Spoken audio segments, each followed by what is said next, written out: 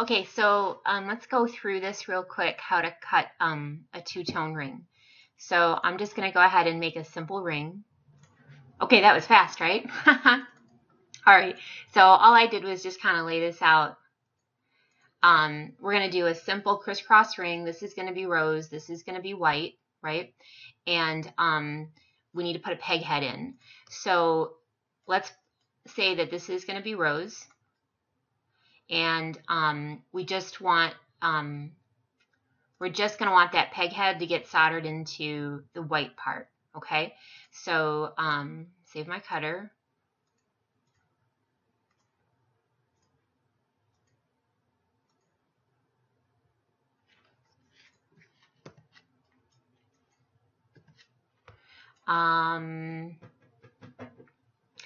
However, in this instance as well,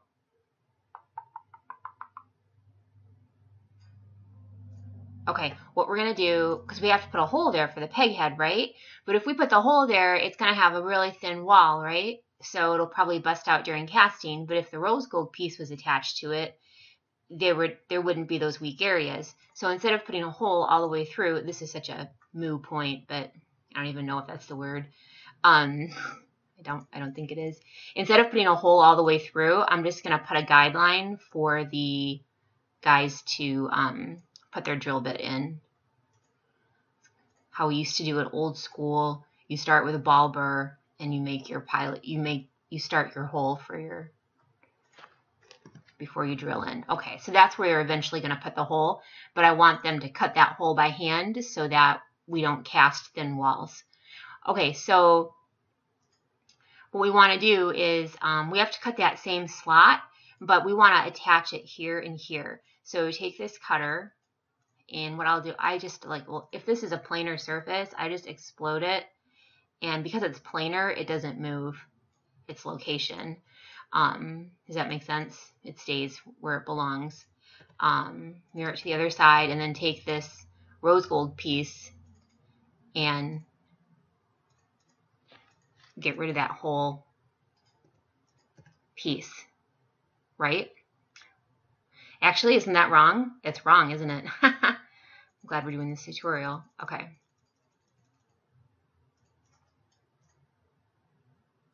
Okay, so actually what you want to do is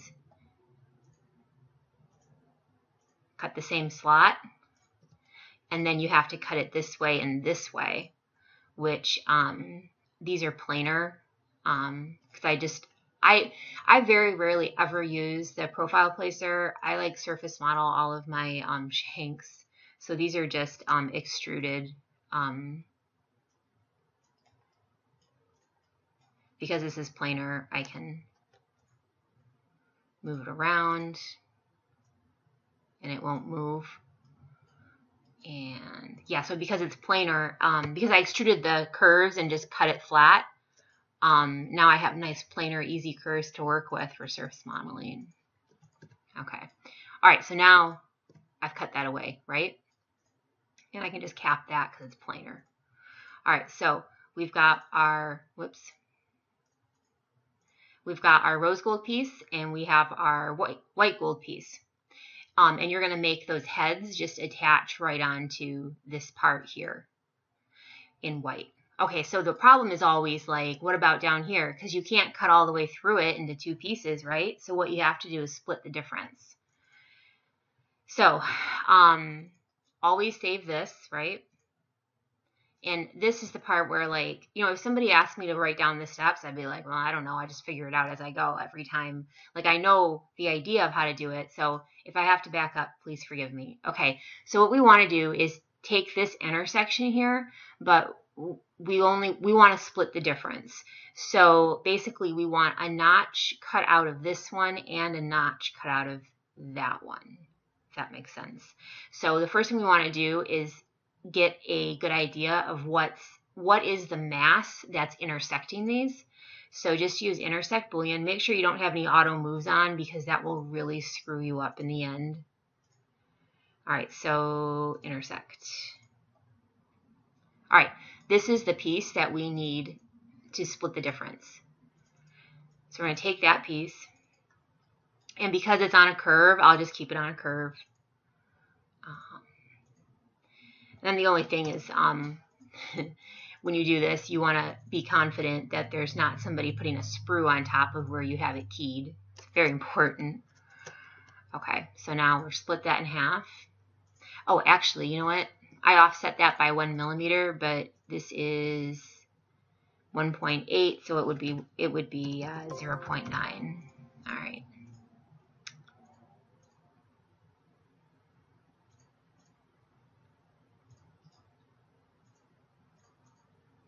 All right, so split this in half.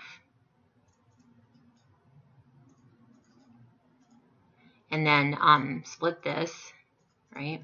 Okay, so now, where's that little surface in there? Oh, there it is. Okay, make it red for easy. Duplicate in place. So now I have 2 of them, so join up 1.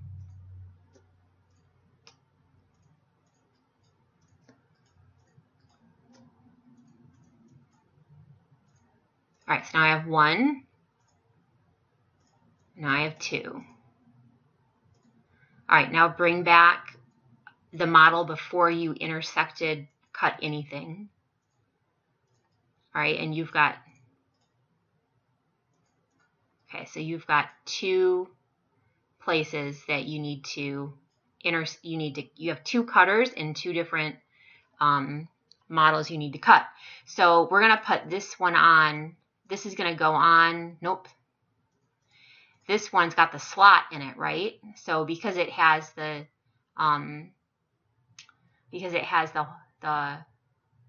cut in it all the way through, you're going to slip. You see what I mean? You're going to slip this on through here, which means that the bottom of this, the inside of this, needs to be cut. So this one's going to go with orange cutter. No, this one's going to go with the red cutter. Okay, and then this one's going to go with the orange cutter. Does that make sense? Of course, I messed it up now. I got to put it back and redo it. Okay.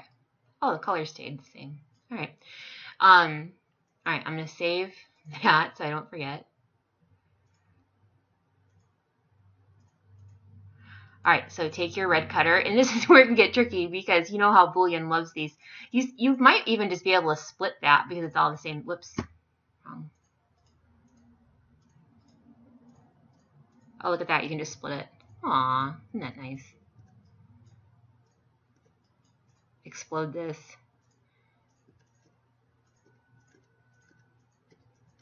There you go. So that's how you want that. Is that closed? Yep. Okay, so there's your red one.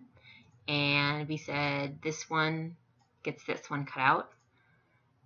You can Boolean or split that out. Split that.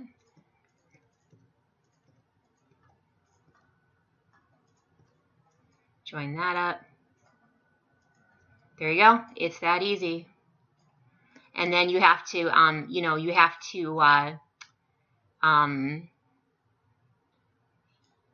have to simulate the motion.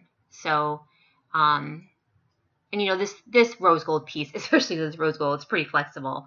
So that's going to wiggle on right over that, okay? And then it gets seated right in there. And it goes flush, but we never have an overly thin piece because we didn't take all the thickness out of one side. We took it from both. So you get a nice strong piece. And then, when you assemble two-tone pieces, you want to use as few pieces as possible to get your two-tone assembly.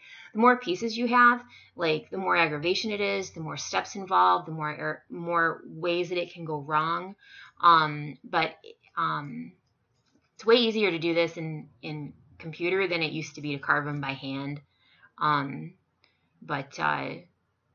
Yeah, the cuts up here are perfect. So they'll just have to run solder here, and then they'll drill this head in and put the stone in. Now be real careful when you do this area that it doesn't get overly thin because they got to solder a head on that thin strip. But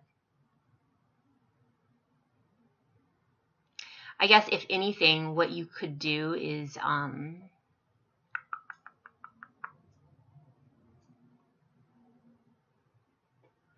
you could make this the shape of this ring here, you could make it come out straight to there.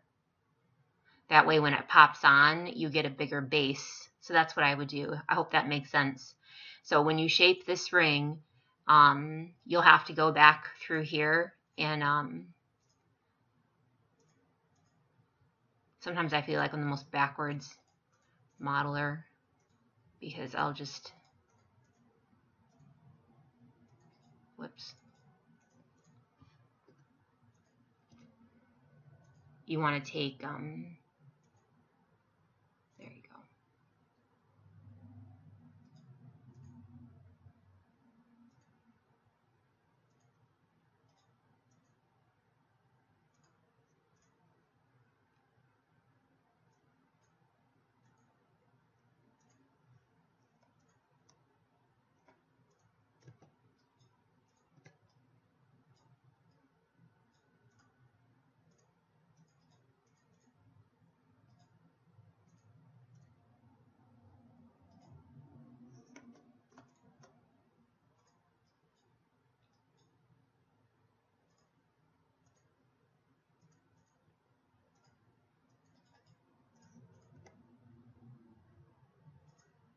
How come that didn't cut?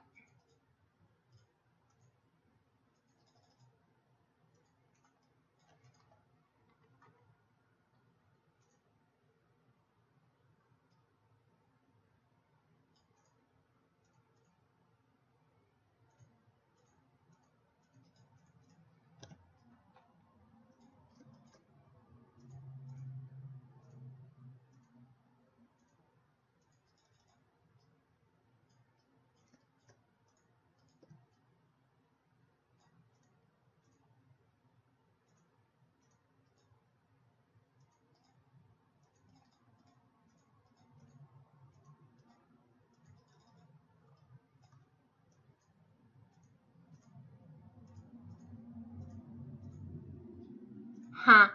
That, I don't know if it's close enough.